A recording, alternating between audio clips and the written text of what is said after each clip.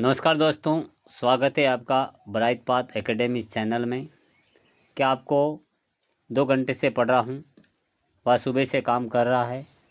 जैसे वाक्य अंग्रेजी अनुवाद करने में परेशानी होती है। क्या आप हैज़ हैव बीन सिंस और फॉर का सही प्रयोग सीखना चाहते हैं?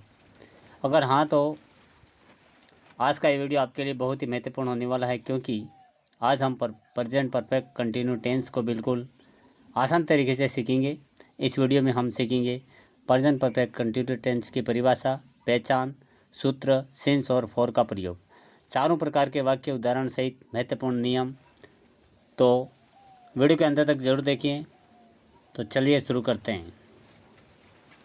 प्रेजेंट परफेक्ट कंटिन्यू टेंस परिभाषा समझते हैं। जिन कार्य की शुरुआत भूतकाल पास्ट में हुई और वह वर्तमान में प्रेजेंट तक लगातार जारी हो, उसे प्रेजेंट परफेक्ट कंटिन्यू टेंस कहते हैं। इंग्लिश में बात करते हैं इसकी।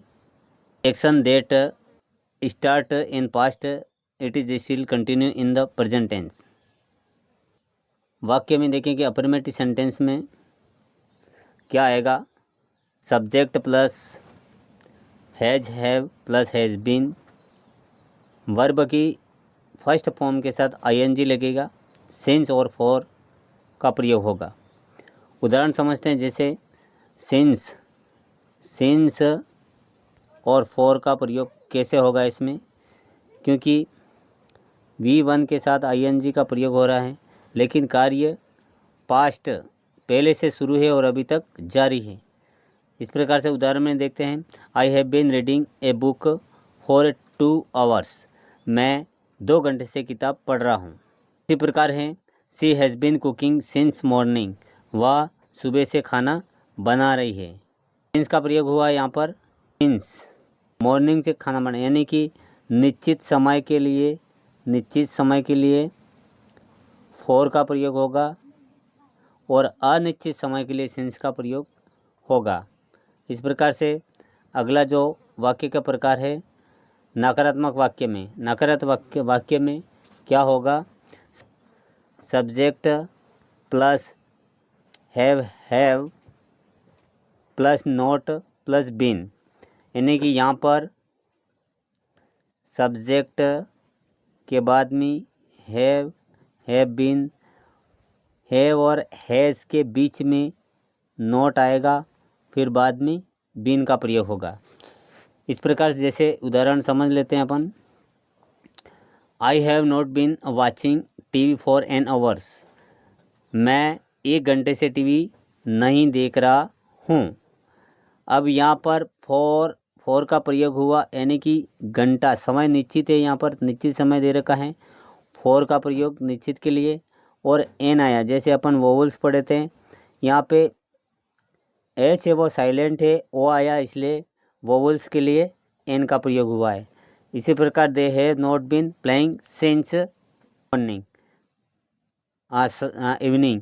वे शाम से नहीं खेल रहे, वे शाम से नहीं खेल रहे हैं। इसी प्रकार आगे समझते हैं अपन। तीसरा वाक्य में प्रश्नवाचक वाक्य, इंट्रोगेटिव सेंटेंस। सूत्र क्या रहेगा इसका। सूत्र रहेगा हैज हैव पहले आ जाएगा, इसके बाद में सब्जेक्ट आएगी, फिर बीन का प्रयोग होगा और वर्ब की फर्स्ट फॉर्म के साथ आईएनजी का प्रयोग होगा। उदाहरण समझे, जैसे फॉर और सिंस। जैसे फॉर का प्रयोग निश्चित समय और सिंस का अनिश्चित समय। इस वाक्य में देखते हैं प्रश्नवाचक वाक्य में कैसे सिंस और फॉर का प्रयोग होता है। Have you been studying for 3 hours। क्या तुम 3 घंटे से पढ़ रहे हैं। यहाँ पर क्या हो रहा है, सब्जेक्ट के पहले हैव और हैज़ का प्रयोग पहले होगा और प्रश्नवाचक चिन्ह आएगा। क्या तुम 3 घंटे से पढ़ रहे हो, यहाँ पे प्रश्नवाचक चिन्ह। और जैसे हैव और हैज़ आगे आएगा तो प्रयोग पहले होगा हिंदी में। Has she been waiting since morning. क्या सुबह से इंतज़ार कर रही है। Has she been waiting since morning. Has पहले आया, फिर सब्जेक्ट का उपयोग हुआ, फिर बीन हुआ। इसी प्रकार से चौथा वाक्य हम देखते हैं। नकारात्मक वाक्य negative interrogative sentence has have subject not been verb plus ING. Since और फॉर का तो आप समझ लिए हैं। सेंस के लिए अनिश्चित, फॉर के लिए निश्चित समय। यहाँ पर क्या haven't you been working for 2 hours, क्या तुम 2 घंटे से काम कर रहे हो। यहाँ पर हैवेंट हैव नॉट का प्रयोग पहले आ गया, फिर बीन आया, वर्किंग फॉर 2 आवर्स। 2 आवर्स यानी कि फॉर का प्रयोग हुआ क्योंकि 2 आवर्स समय निश्चित दे रखा है।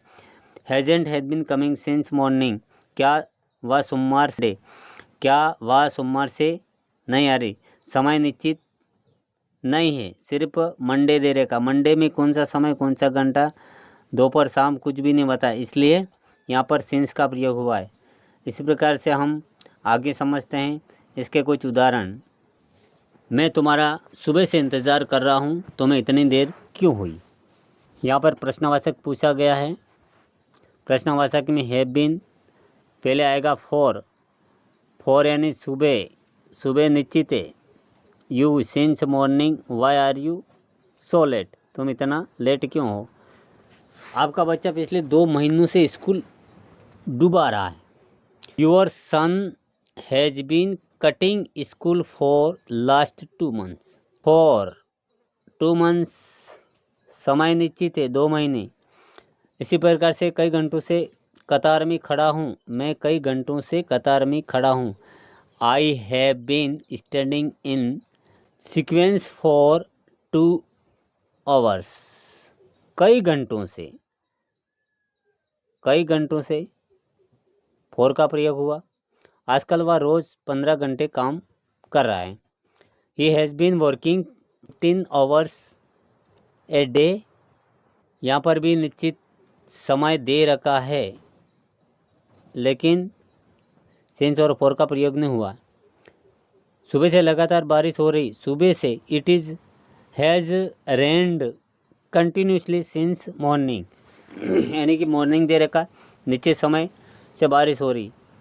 तो बच्चों आज हमने प्रेजेंट परफेक्ट कंटिन्यू टेंस को विस्तार से सीखा। हमने सीखा डेफिनेशन यानी परिभाषा, फॉर्मूला यानी सूत्र, सेंस और फॉर का प्रयोग। चारों प्रकार के वाक्य शेयर करें और ब्राइट पाथ एकेडमी चैनल को सब्सक्राइब करना बिल्कुल ना भूलें। अगले वीडियो में हम प्रेजेंट परफेक्ट कंटिन्यू टेंस की एक्सरसाइज और ट्रांसलेशन प्रैक्टिस सीखेंगे। तब तक के लिए धन्यवाद। जय हिंद, वंदे मातरम।